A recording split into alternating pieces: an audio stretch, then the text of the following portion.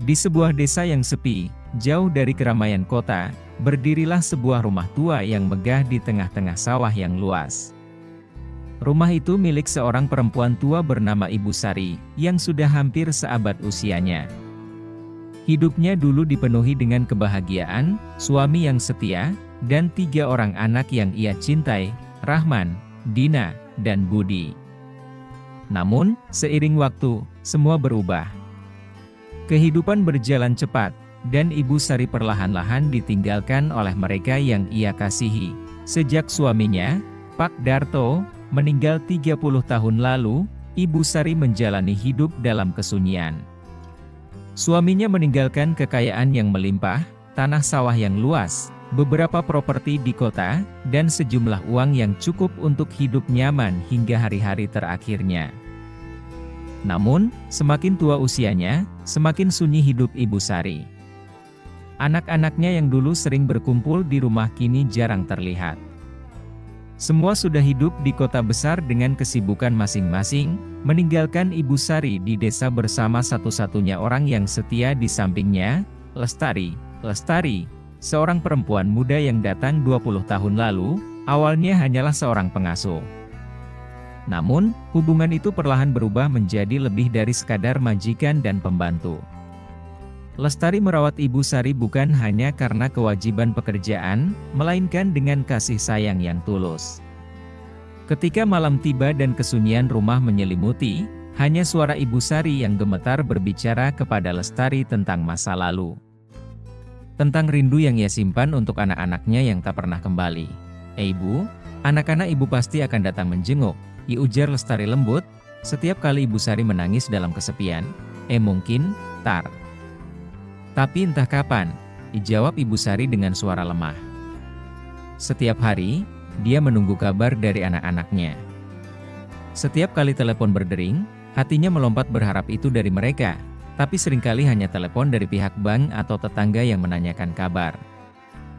Rahman, anak sulung, adalah seorang pengusaha sukses di ibu kota. Dia jarang pulang, dengan alasan bisnis yang selalu mendesak. Setiap kali Ibu Sari menghubunginya, Rahman selalu berkata, "Nanti, Bu. Saya sibuk sekali sekarang, tapi nanti saya akan pulang." Dina, anak perempuan satu-satunya, tinggal di luar negeri dengan suaminya. Dia terjebak dalam kehidupan sosialita, dan kunjungan ke rumah tua ibunya di desa dianggap terlalu menyulitkan. Setiap kali ditanya kapan ia akan pulang, Dina selalu punya alasan, "Nanti, Bu. Lagi repot sama pekerjaan dan anak-anak. Nanti kalau ada waktu, saya akan pulang." Budi, anak bungsu, adalah seorang arsitek yang hidup di kota besar lain. Budi, meskipun tak seegois kakak-kakaknya, juga terperangkap dalam dunia yang sibuk. Dia berjanji pada ibunya bahwa dia akan pulang, namun janji itu selalu tertunda. Waktu berjalan, dan hanya Lestari yang terus ada. Setiap hari, Lestari bangun pagi-pagi sekali, memandikan Ibu Sari, memasak untuknya, dan mendengarkan cerita-cerita lama tentang masa kecil anak-anaknya, tentang bagaimana mereka dulu berlari di halaman, tertawa, dan bermain di bawah terik matahari. Kadang, cerita itu diselingi oleh isak tangis Ibu Sari yang tak bisa lagi menyembunyikan rasa rindunya. "Kau tahu, Tar," ucap Ibu Sari suatu hari sambil menatap keluar jendela, memandangi sawah hijau yang luas, "aku rindu mereka. Tapi yang lebih menyakitkan adalah mengetahui bahwa mereka tak merindukanku." Lestari terdiam, tak tahu harus berkata apa. Ia tahu, meskipun harta melimpah mengelilingi Ibu Sari, hatinya kosong. Harta tak bisa menggantikan kasih sayang anak-anak yang seharusnya selalu ada di sisinya. Tahun demi tahun berlalu, dan kesehatan Ibu Sari semakin menurun. Tubuhnya semakin lemah, namun pikirannya tetap tajam. Hingga suatu hari, Ibu Sari meminta Lestari membawanya ke kamar tidur, tetapi kali ini dengan permintaan yang berbeda. "Tar," kata Ibu Sari dengan napas yang terengah-engah, "aku ingin bicara dengan pengacara.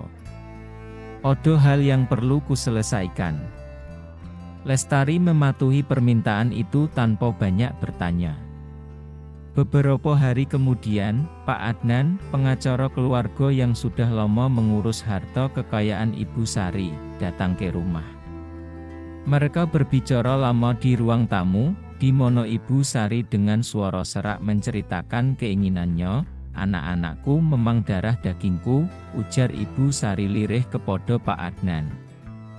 "Tapi ada hal yang lebih dari sekadar darah dan daging. Lestari sudah merawatku seperti aku adalah ibunya sendiri. Kasih sayang itu lebih berharga dari semua harta yang kumiliki." Pak Adnan mendengarkan dengan seksama, mencatat setiap kata. "Jadi, apakah Anda yakin dengan keputusan ini, Bu?" tanyanya. Ibu Sari mengangguk pelan, matanya berkocok-kocok. "Ini bukan soal harta. Ini soal siapa yang benar-benar ada di sisiku saat aku membutuhkannya. Lestari lebih dari sekadar pengasuh. Dia sudah menjadi anak bagiku." Dengan berat hati, Pak Adnan menyusun surat wasiat baru sesuai keinginan Ibu Sari. Lestari yang tidak tahu apa yang dibicarakan dalam pertemuan itu, hanya melanjutkan tugasnya seperti biasa.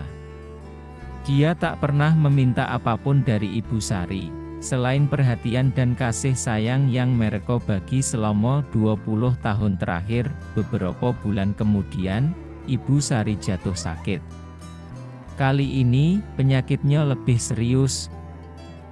Dan Lestari tahu bahwa waktu Ibu Sari di dunia ini tak akan lama lagi. Malam-malam terakhirnya dihabiskan dengan Lestari duduk di samping tempat tidur, menggenggam tangan Ibu Sari yang semakin dingin. Di sela-sela napasnya yang berat, Ibu Sari berbisik, "Kau tahu, Tar, aku ingin kau bahagia. Kau sudah memberi lebih dari yang bisa kubalas. Aku mencintaimu seperti anakku sendiri." Tak lama setelah itu, Ibu Sari mengembuskan napas terakhirnya. Lestari menangis terisak-isak di samping tubuh Ibu Sari, merasa kehilangan seseorang yang ia anggap sebagai ibunya sendiri. Berita kematian Ibu Sari cepat menyebar, dan dalam beberapa hari, anak-anaknya yang selama ini jarang datang akhirnya tiba di rumah tua itu, bukan karena rindu atau duka, tetapi karena satu hal, harta warisan. Rahman tiba dengan pakaian mewahnya, Dina dengan barang-barang mahal yang ia bawa dari luar negeri, dan Budi, yang walau paling pendiam, tampak tak kalah ambisius untuk mengambil haknya. Mereka berbicara di antara mereka sendiri tentang berapa banyak harta yang akan mereka dapatkan, tanah mana yang akan dijual, properti mana yang akan dipertahankan. Lestari, di sisi lain, hanya bisa berdiri di sudut, merasa tak pantas untuk ikut campur. Di matanya, ini semua bukan tentang harta. Ibu Sari adalah yang terpenting, dan kini ia telah pergi. Apa yang tersisa hanyalah kenangan, dan itu lebih dari cukup baginya. Hari pembacaan surat wasiat tiba, dan anak-anak Ibu Sari duduk dengan penuh harap. Pak Adnan, yang sudah siap dengan dokumen di tangannya, membuka surat wasiat itu dengan wajah serius. Ini adalah wasiat almarhumah Ibu Sari, yang ditandatangani dan disahkan beberapa bulan sebelum beliau wafat, ucap Pak Adnan. Ketiga anak Ibu Sari menyimak dengan penuh harapan. Mereka tahu betapa besar kekayaan ibu mereka. Dan mereka merasa itu adalah hak mereka sepenuhnya. Pak Adnan mulai membaca, "Saya, Sari, dalam keadaan sadar sepenuhnya, dengan ini menyatakan keinginan terakhir saya terkait pembagian harta kekayaan saya. Kepada anak-anak saya, Rahman, Dina, dan Budi, saya ingin menyampaikan rasa terima kasih karena telah menjadi bagian dari hidup saya. Kalian telah tumbuh dan menjalani hidup kalian dengan baik. Namun, selama 20 tahun terakhir, ada seseorang yang selalu ada di sisi saya, yang merawat saya dengan kasih sayang tanpa meminta balasan. Orang itu adalah Lestari." Rahman mulai mengerutkan kening, merasa ada yang tidak beres. Dina menahan napas, dan Budi yang duduk di ujung, mulai merasa gelisah. Pak Adnan melanjutkan dengan suara yang lebih berat. "Oleh karena itu, saya dengan ini mewariskan seluruh harta saya, termasuk rumah, tanah, dan semua aset saya, kepada Lestari." Ruangan itu mendadak sunyi. seolah udara di dalamnya membeku, dan waktu terhenti. Rahman tiba-tiba berdiri dari kursinya, wajahnya merah padam. "Apa?" teriaknya. "Ini pasti ada yang tidak beres." Pembantu itu telah memanfaatkan ibu. Dina menatap Pak Adnan dengan mata penuh kemarahan.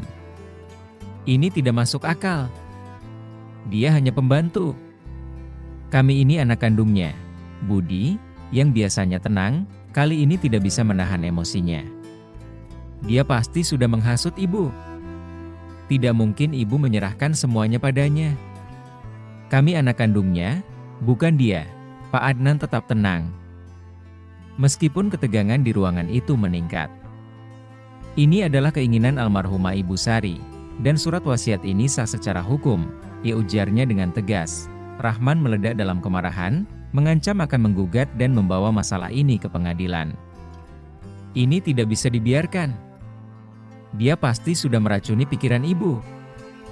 Dina yang biasanya dingin dan anggun, kali ini tampak begitu marah dan terluka.